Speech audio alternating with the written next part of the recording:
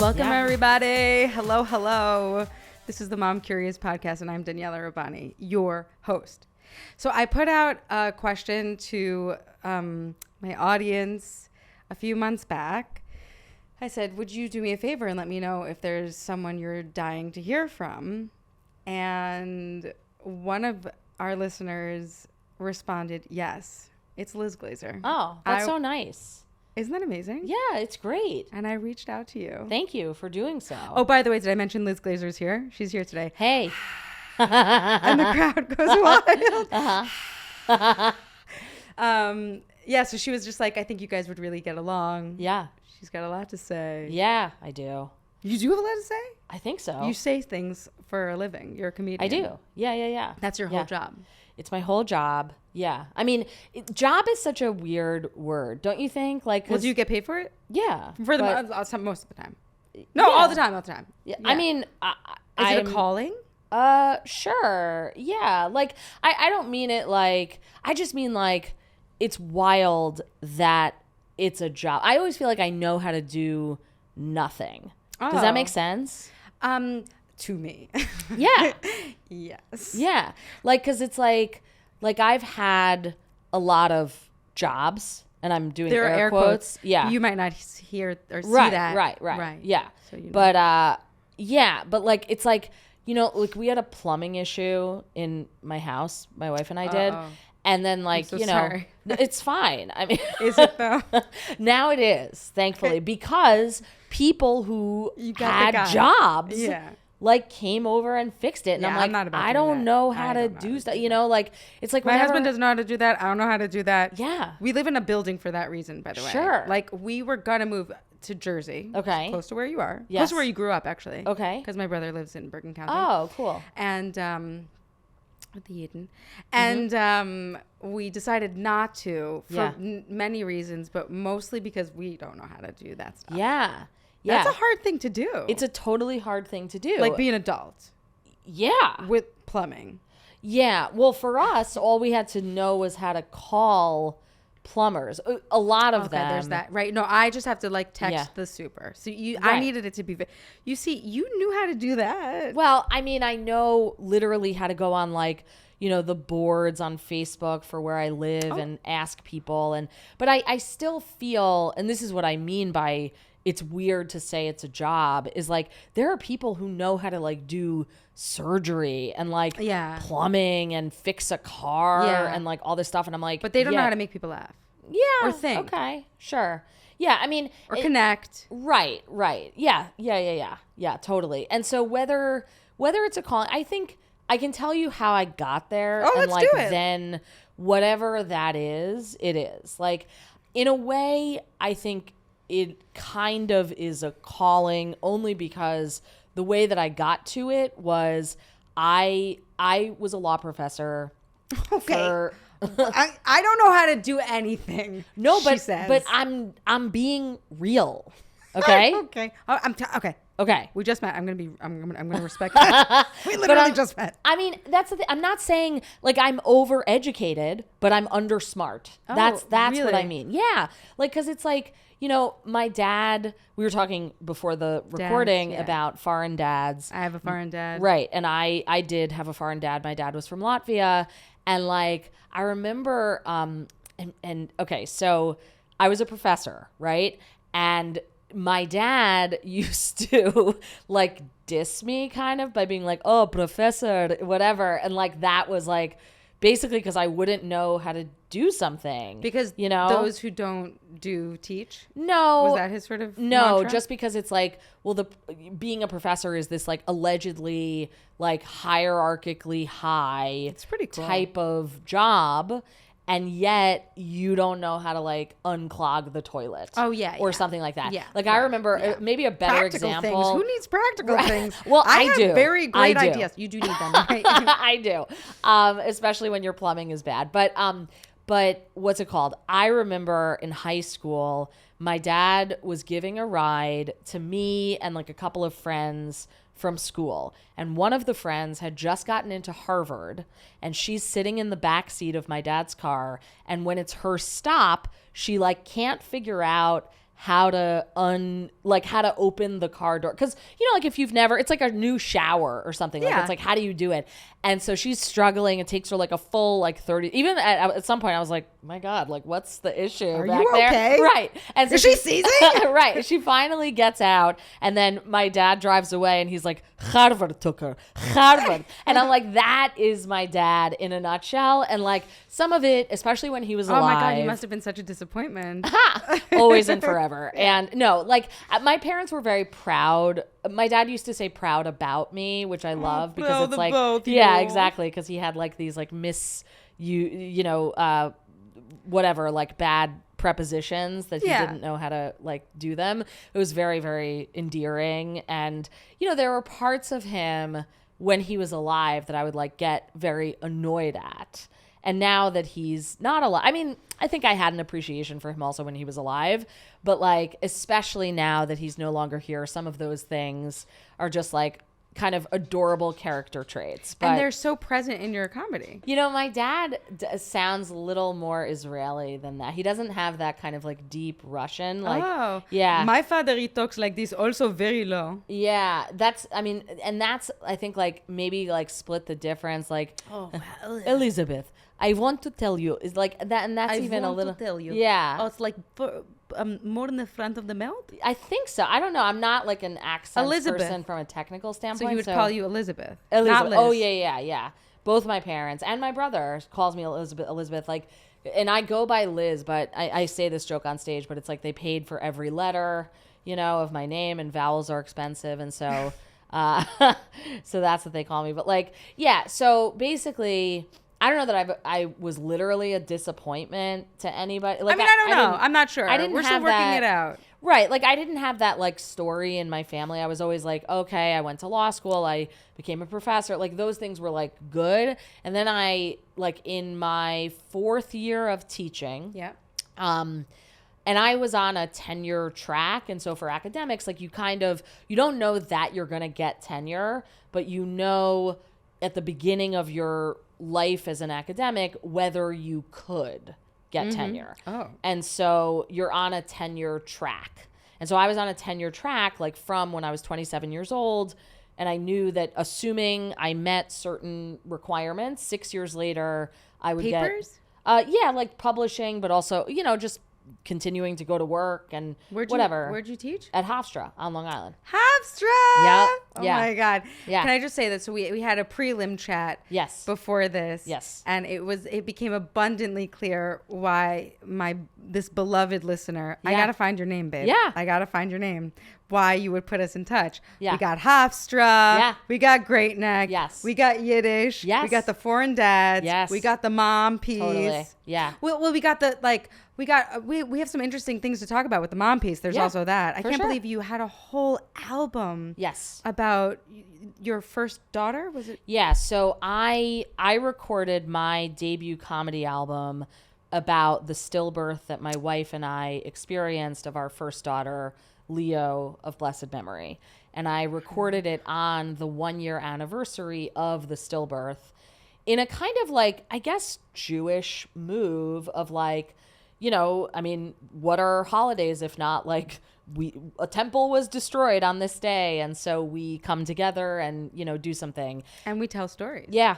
And so it was expressly about that, like any kind of advertising about the evening was like, I just didn't want anyone walking in not knowing that it was going to be about stillbirth and pregnancy loss and grief and whatever, because like my intention was definitely not to like shock people with it, but rather to come together and acknowledge the truth of it, and also to, not tell jokes really about it in the sense of like not making fun of it, but the motivation for doing it at all, other than it happened and I'm a comedian, was that when my wife and I were in the hospital, obviously it was very sad.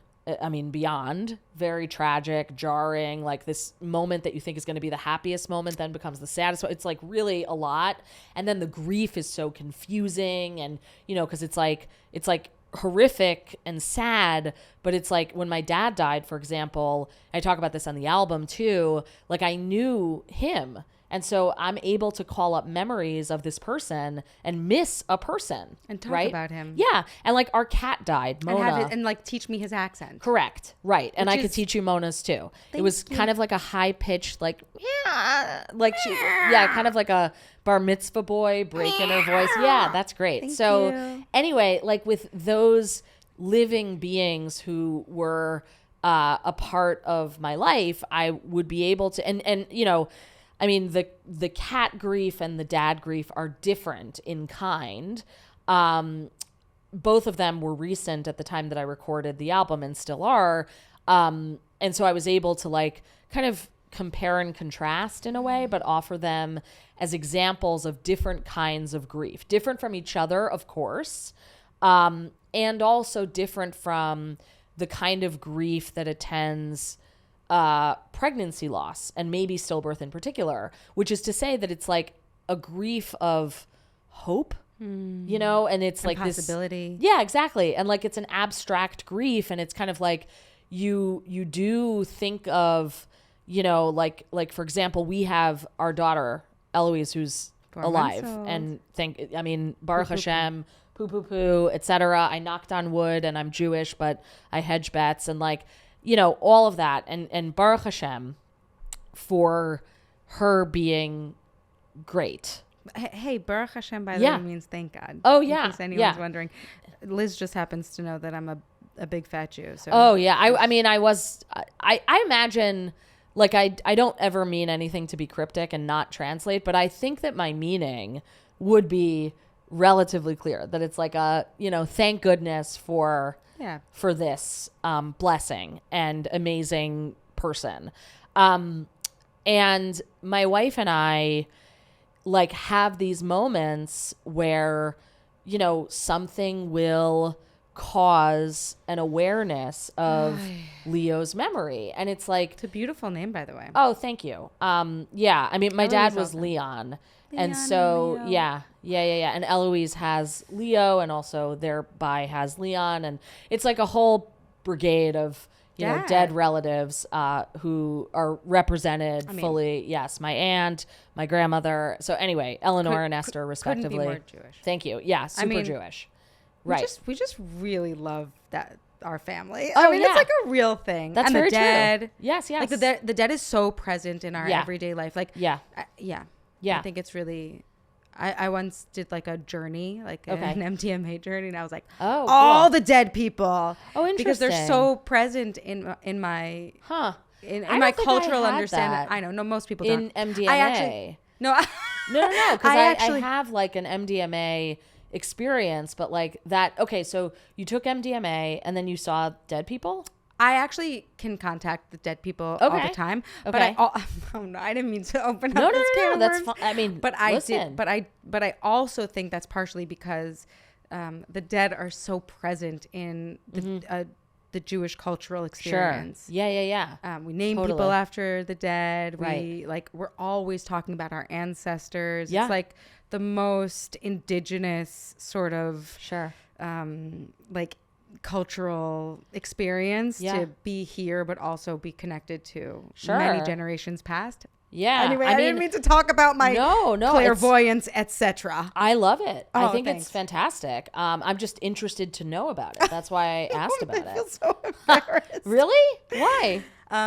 No, I have talked about it on the podcast before, but this is about you. Okay. Yeah. I mean, well, we're all one, you know. I mean, really. Right? Aren't we? Yeah. But we were in the hospital when we had Leo, and like most of what that time was like filled with very serious and sad stuff.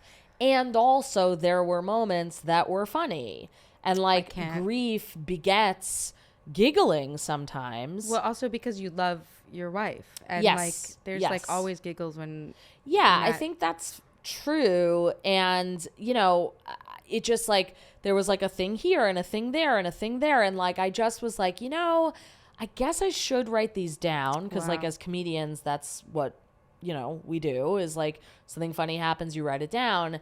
And after a while, I had like kind of a collection that I entitled in a note on my phone, Way Too Soon. And I feel like that way too soon is like always, because it's like, when is the appropriate time to tell the jokes that happened in and around the stillbirth of your first daughter? I don't know that there's like a time, but then maybe on her yurt site. Correct. Yeah. And so the year anniversary, I was like, and I say this on the album itself, but like I knew that the day was going to be hard for me. I knew the day was going to be hard for my wife. And I was like, it's going to be hard no matter what. And so why don't we have this like comedy show meets a Shiva and have everyone together and talk about it. And so that's what we did. And I was actually supposed to do an album recording when my wife was pregnant with Leo. And it was supposed to be that like the album recording was just before we had the baby. And then we had the stillbirth kind of like not just before that, but like a few weeks before, because my wife was 33 weeks and 6 days. And so the album recording would have been at like 36 or 37 weeks or whatever. The baby came early? Yeah. I mean, early. Yes. The baby came early. Wow. And so, yeah, but I mean, certainly like late in terms of a loss. Yes, of course. Oh, of course. Yeah. A pregnancy loss. Correct. And so anyway, so that's the album is about that. And I guess like all of this, I just want to keep an eye or my mind, because I tend to wander and be very that's distracted. what I'm here for. No, that's my job. No, that's my whole job. You asked because this all stemmed from my saying, is stand-up really a job? Because I'm not a plumber. That's my next career. That's your is job, plumbing. babe. But yeah. I mean, this is a job. This is a calling. But this is a holy thing. Right. So something like that. A heilig azach, as they say. What's that? I've never heard that. A heilig azach. Oh. It's a holy thing. A holy thing. To be a comedian. Yeah. To have turned something so tragic into something communal and healing Yeah. for yourself, for your family, Yeah. for your lineage, for the people around you, for the people listening right now. Yeah. So, I mean, I encourage people, assuming, I never want to tell anybody what to do, but like in the event that you're looking for something that's like a comedy album that's super Jewy, super true, about grief, not just pregnancy loss, but like kind of an examination, a humorous examination of grief with stories of generational trauma and stillbirth, please check out my album, A Very Particular Experience. And it's available like on Spotify and Sirius and, iTunes and wherever you can get a song. Thank you. Yeah. Please check it out. I'll do the same. Yeah. I'm wondering, I'm amazed, by the way, at the amount of options we have as mothers. Really, like, we think of this paradigm or this stereotype of what a mother is, and then I set off on this journey to like find out all the different ways you can be a mom. Yeah. And I have sat with a woman who is a friend of mine who had a stillbirth. I listened to the conversation. Yeah. Yeah. She's amazing. Yeah. She has 3 other kids after that. Yeah. Which I find also just totally on its face amazing. Yeah. But I've never spoken to her partner. Oh, interesting. Yeah. I mean, and I've thought about that. Like, there is, something in, like, I mean, for me specifically, it's being a female non-birthing partner to someone who birthed and also had a stillbirth. And so... And carried. I mean... Right. Yeah, that's what... Yes. I mean, like, I don't even know, like, maybe, like, the milk comes in. Like, there's a whole bodily component. Yes, there is. That you're witnessing, actually. Yep, totally. Yeah, so I learned a lot and, tried my best always to be supportive in whatever ways. Like, I mean, what it came down to is, like, at that time of Leo's stillbirth, basically, I mean, I didn't get up on stage right away. 3 weeks later, I did one show that I taped, which was like all of the Way Too Soon jokes that I wrote. Wow. And I just did them. And did that feel good? Yeah, it did. I mean, I just and it was in the context of like, I canceled everything. It happened November 10th of 2021. And so I canceled everything through the end of 2021. And I was like, that's the time that I'm going to take to just mourn. I cannot do comedy. Did you sit Shiva? Yeah, we did. And that's traditionally what's required? You know, it's an interesting question because usually that question embedded within it is a kind of orthodox understanding which both of us have from our schooling, right? And I don't know. My own home, yeah. Yeah. For me, it was school. My parents were less observant always than school was, but like we know what we're talking about, and so you know, usually orthodox are like kind of the most strict in terms of like it has to be this way and it has to be for this long and blah blah blah.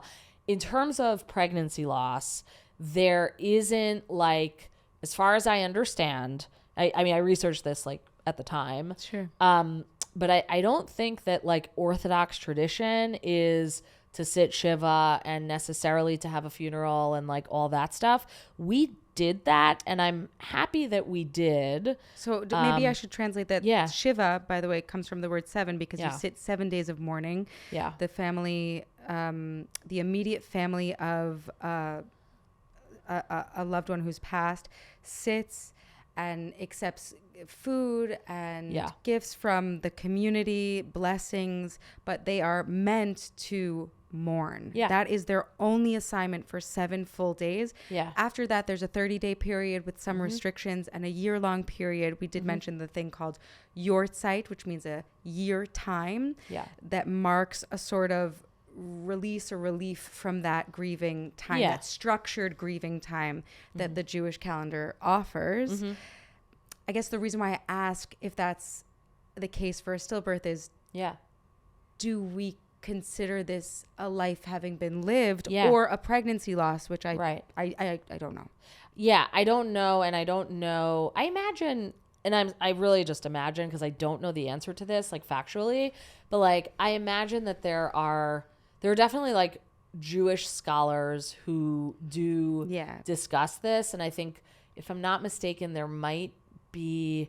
I know there's someone who my wife was put in touch with. I don't remember like what exactly that person's title is or like in what context, but if I'm not wrong, I believe that person like experienced something and also was like a Jewish scholar, and I believe in an Orthodox tradition, and was kind of processing like, what does Judaism offer about this, you know, because it's a very healing experience. Like you were happy that you did it. Be.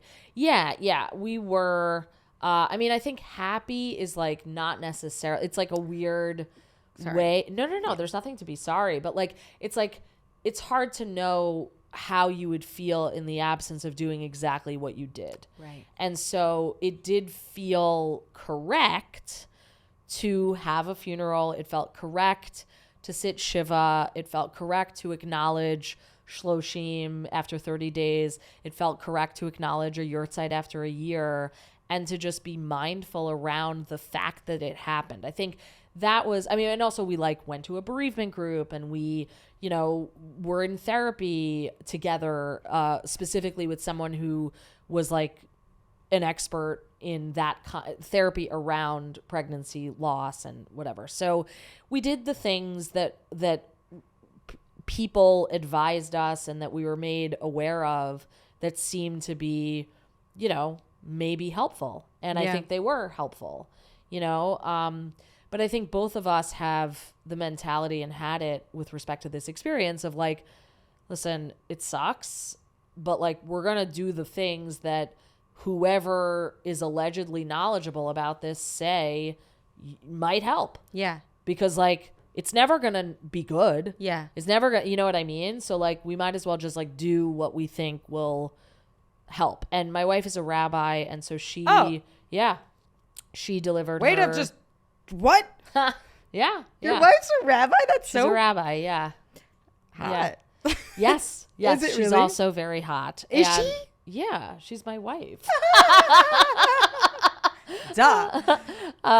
But so she In Jersey? Yes. And she has a congregation there? Yes. Oh my God, that's so fun. She's amazing. And she delivered her Yom Kippur sermon last Yom Kippur specifically around the topic of stillbirth and Wow. yeah. And not like I don't mean it like she was offering, it on the topic overall, but like about her experience. And similarly, the album that I did is about that experience. Right. And I think for both of us, those projects were healing to us. And, I know from me, I've gotten messages that indicate that they've been healing for other people, which is great, Beautiful. So maybe a calling. Maybe a call. I mean, Maybe there's always plumbing, but I don't know. I don't think I'd be a good plumber. Elizabeth.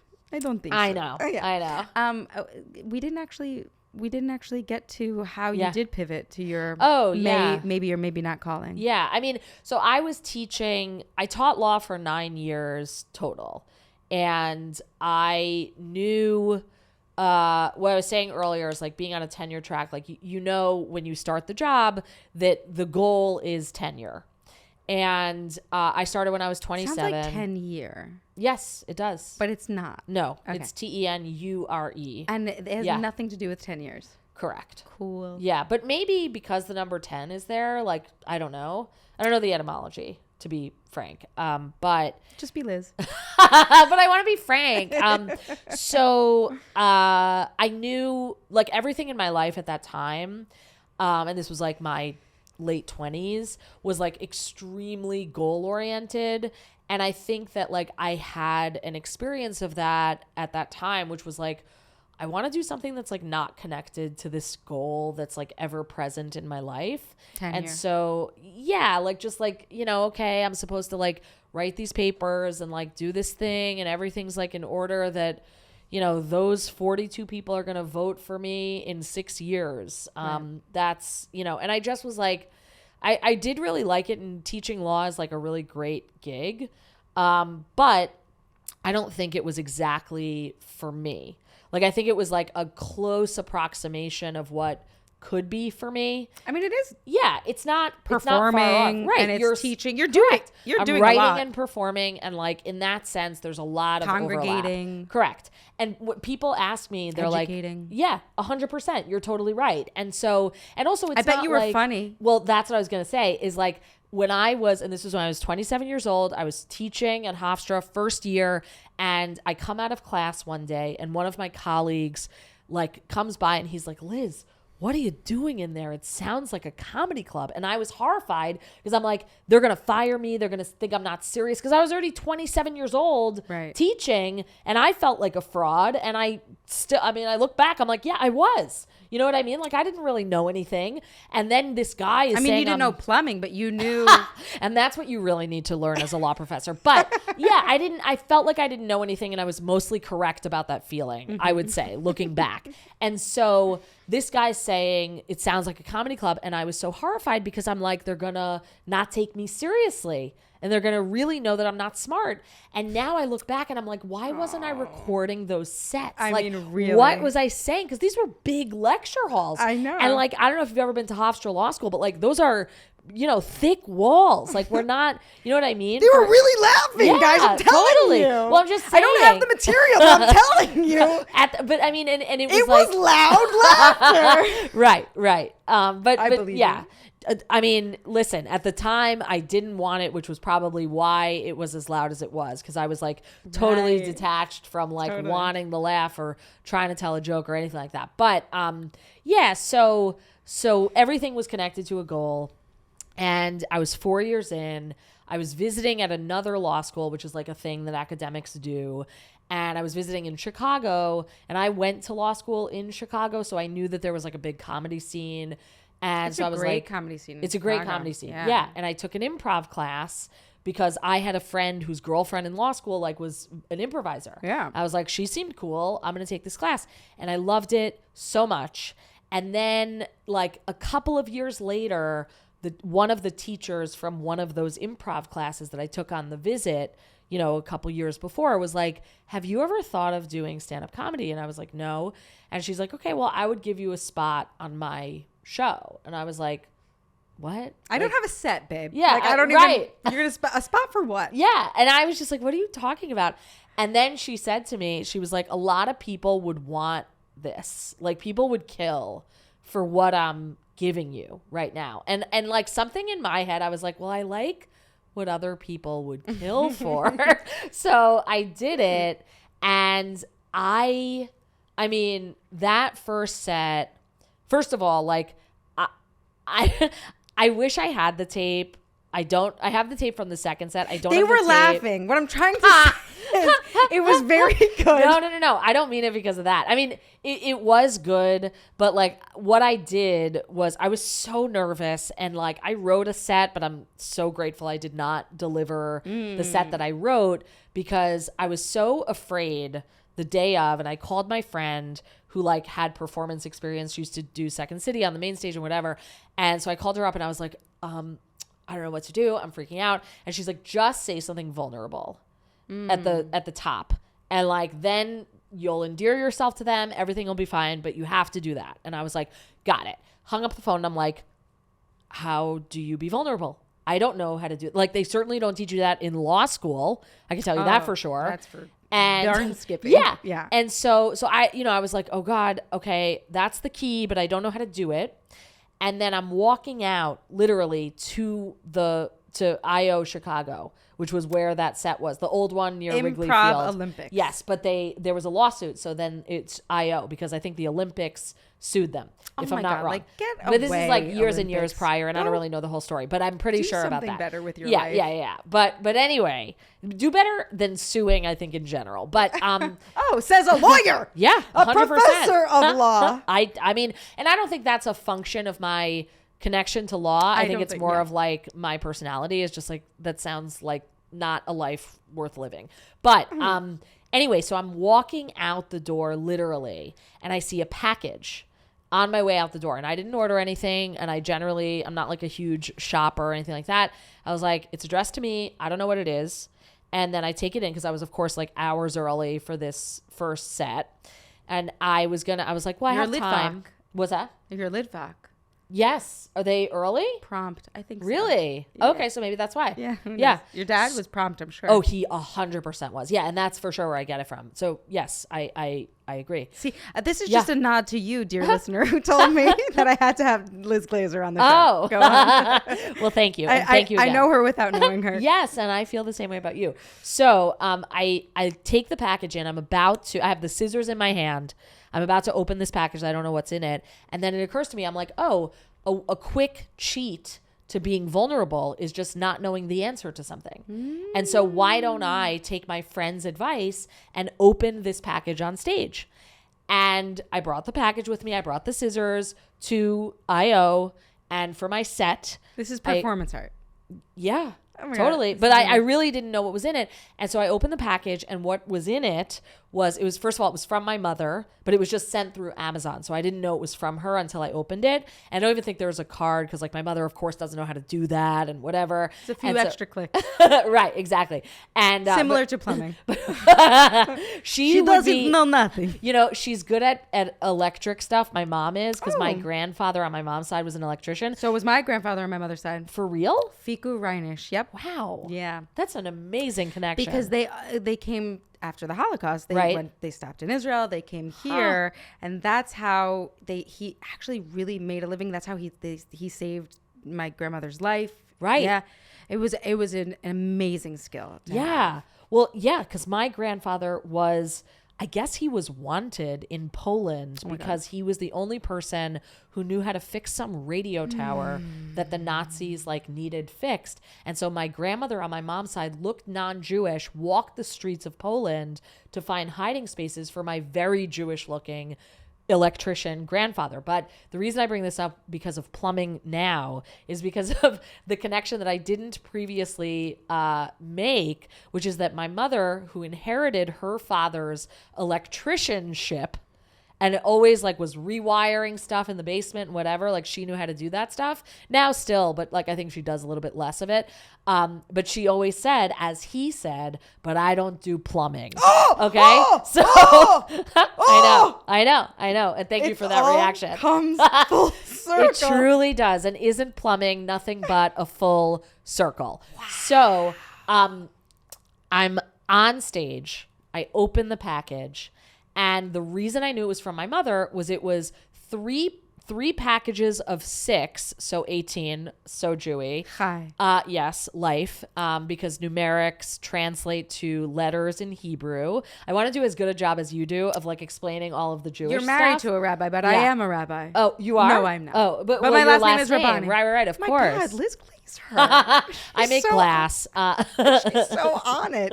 Go on. So, 3 packs of 6, and I don't doubt that it was because of Chai that she got me 3 packs of vinyl suit covers. And so basically, my mother had visited my apartment in Chicago at that time that I was like abroad the semester, basically like visiting another law school, noticed that my cat Mona, who was alive at that time, white fluffy cat, would perch atop in the closet, the place where my suits that I wore to school were hung. And my mother was like, Elizabeth, you cannot wear those suits. You look like a cat. And she's like, you have to get suit covers. And I was like, I will, Mommy, I will. And she knew I wouldn't. I call my mom Mommy also. Yeah. Oh, really? Yes. Oh, that's so nice. So, and my now. son, by the way, who's 6.5, Yeah. recently told me before bed, Yeah. when all the deep thoughts come Yeah. out. Mommy, I want to call you Mom. And I Oh. said no. And we were up for another 45 minutes. Really? Mommy, I want to call you Mom. Why? That's It's so no big deal. interesting. And I was like, I'm going to call you Greg. He's like, don't call me Greg. My name is Ness. Aw. I'm like, my name is Mommy. Well, I'm Mommy as of yet, although my daughter is not verbal yet. Oh, this is And going to then- stick, though. This is a real thing. Maybe, yeah. Yeah. And then my wife is Mama. As of now, you know, we were thinking Ema, but then like she didn't quite gel with it. I don't and- gel with Ema either. 'Cause Yeah, I yeah. don't call my mom. But I Ema. imagine it's a work in progress. I mean, literally, you know, whatever. We'll see. We'll see what It just what can't she be the ends up same. calling. Correct. Yeah. Yeah. But interestingly, by the way, I learned this about Liz before we got on Yeah. the show. You would call your father Papa. Yes. But In the third person, Daddy. So it's like, tell Daddy XYZ. Okay, Papa, I need to tell you XYZ. And that was how it worked. And I know that it's a notable feature because it's inherently weird. But it was also, different. it's whatever. But like, yeah, like it's something. And I don't know if other people have that way in their families. But well, it was if you such do, a thing. would you hit Liz up and Oh, let, yeah, and let her know? please. But Yeah. I'm just saying, like, Yeah. if your dad had 2 names, Yeah. like, you guys can't share one. Sure. You know, Yeah, it can't be yeah. Mommy and Mommy. Like, Right. That's right. just a no. Yes. Yeah. We have friends who initially, when they had their first child, were both Mommy. And then I think one of them is Mommy and one is Mama, if I'm not mistaken now. Yeah. But like, you know, because it's like, you can't have the literal same referent for 2 people. So I mean, my son used to call me Daddy really? when he was a baby. That's so cute. Aww. And I'd like pretend he was talking about my husband. Yeah. Even though I knew very well that he was Sure. talking about me. Aww. Just when he would like cry Yeah. out in bed and be like, I just want to sleep. Aw. He's calling Daddy. That's you. And we both knew he was calling me. Yeah. Anyway, that's what you have Yeah. to look forward to. Yeah. I'm Mommy, excited. Mama. Yeah. So I opened the package from my mommy that I knew immediately upon opening it. I was like, oh, this is a package from my mom because she saw my cat Mona. And so basically what it did, opening that package on stage, that first stand-up performance, was it got me out of my head. I wasn't thinking, oh, these people should laugh at me. These people, I need to tell jokes. I need to explain myself to them. I just needed to have them understand the fact that this package was what it was. Wow. And so it was a really concretizing, grounding, almost like exercise in performance art.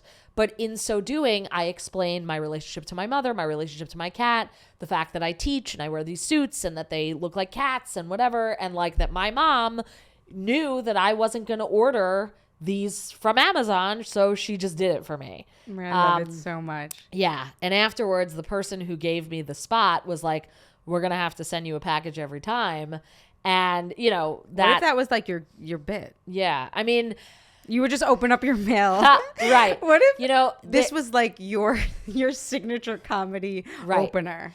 Yeah. And I remember, I mean, so now I've been doing comedy for 10 years and it's of course been a journey, but I think because I started like that specifically, that story, there was a confusing element to knowing like, what is my talent? Like, what is it, cause it's not like I didn't do what I prepared at all.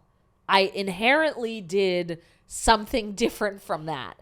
And I think everybody has their own journey with their voice and whatever it is. And I don't purport to be on the other side of mine. Like now I'm a working comedian. I make money doing comedy and I'm able to, like, I'm lucky enough that, my wife also works. And so that's great. But like, we do our taxes and I itemize every single expense and I know exactly how much I make. And like, it's been increasing and, that's good. It's so good. You have people literally doing public relations for you, reaching out to podcasts and being like, you need to have Liz Glazer on your podcast. Well, that's very kind. And it's been wonderful to be here also. But like, I'm having a terrible time. Lies, all lies. But I just mean it to say that like everybody's journey is their journey with comedy and whatever else. But like, I think for me, there is an additionally confusing element because that was how I started.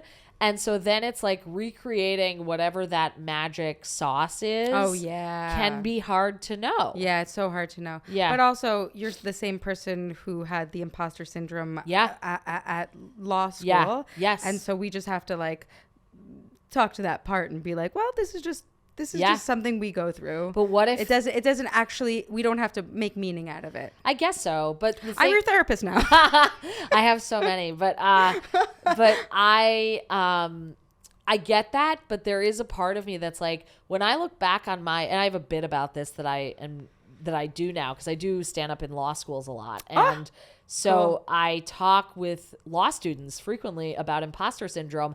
And one of the things that I say is like, when I look back on my first career, I had imposter syndrome and I feel like I was right. Oh. Like I don't. And so it's kind of like one of the things about imposter syndrome that people say is like, oh, everybody has it. Don't worry about it. And it's like, fair enough. But like, I'm in another career and I look back and I'm like, yep, was faking it. Okay. Yes. Agreed. Yeah. And what I'm learning more and more through this project in particular and through my own life is that women actually are just cyclical beings. Like the first question I ask most guests is like, who are you today? Okay. Because every day is really different and every season is different. And I believe you that imposter syndrome was also your intuition. Sure.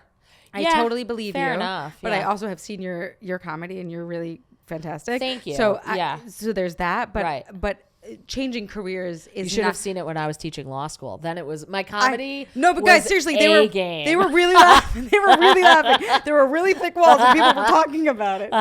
I'm just saying, like, changing careers is a thing. And motherhood, by the way, changes us in profound ways. Yeah, I'm wondering about that because, I mean, so now, we have a 4-month-old. There's no doubt that motherhood is and has been changing me. To know exactly how, I'm not sure yet, It's so hard to tell. You're also 4 months in. Yeah. Maybe we'll have you over in a year from now. That'd be great. Yeah. Okay, so in the meantime, where can we follow you? What's up next? Yeah, I mean, so as mentioned, A Very Particular Experience is available wherever you can get songs or album, like, all of the normal places. iTunes or Spotify. Yeah. All of those Amazon places Music. have A Very Particular Experience, which is my album. You can find me at dearlizglazer.com is my website. And then at Liz Glazer on all platforms. Shkoyach. Thank you. Chazak ubaruch. See you next week. I'm Daniela Rabbani. You can find me on Instagram and we can chat there. Maybe you have other guests you want on the show because I like your friends a lot. Thank you so much.